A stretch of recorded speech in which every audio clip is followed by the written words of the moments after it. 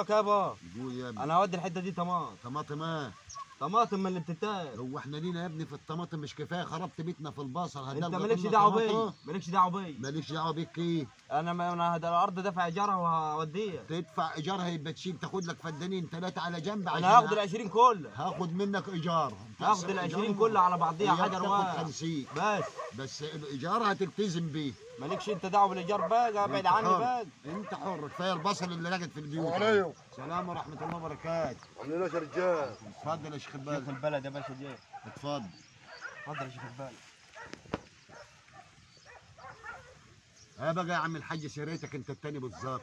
اه يا عم فين يا حاج؟ انت بقى من ساعه ما مسكت لي شيخ بلد ومسكناك شيخ بلد دلت تنظر. انا عايز امسك شيخ بلد، مسكناك شيخ بلد. من ساعه ما مسكت شيخ بلد وانت وقفت حالنا وخربت بيتنا وكبيت الزيت وخربت البيت. لا يا عم ده كل ما تيجي واحده تطجر لك على الباب ولا واحد يطجر لك على الباب تتحافظ وتخش تحط كريم وتحلق دقنك وتلبس لي جلابيه وتملط، ما نشوفكش غير بعد العشاء.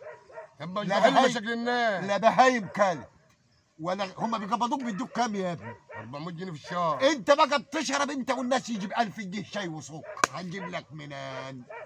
يعني موقف يعني مش جاي يشتري ده اقول ما شربش الشاي. انت بقيت مصلح اجتماعي، مسكت وزير داخليه. انت مسكت وزير داخليه يعني تشوف مشاكل الناس وتسد بيتنا يعني. يا عم وسيد بيتك فيها ده لما واحد جاي بقى خلاص يا سيارات عم شوف، صلي على النبي عليه الصلاه والسلام. اللي يفكك من المره الرغايه طلاق بنته. شوف لك حل، هنقعد الليله وهدعي شيخ البلد اللي جنبينا ويجي يحط حد بيني وبينك. تاخد ارضياتك وبهيماتك وتركن على جنب، بتبيع تصالح الناس، تعارك الناس، تعمل الناس. ابعد عني يا عم. يا عم عايز اتفك منك يا عم، خربت بيتي وكبيت زيت، حرام عليك.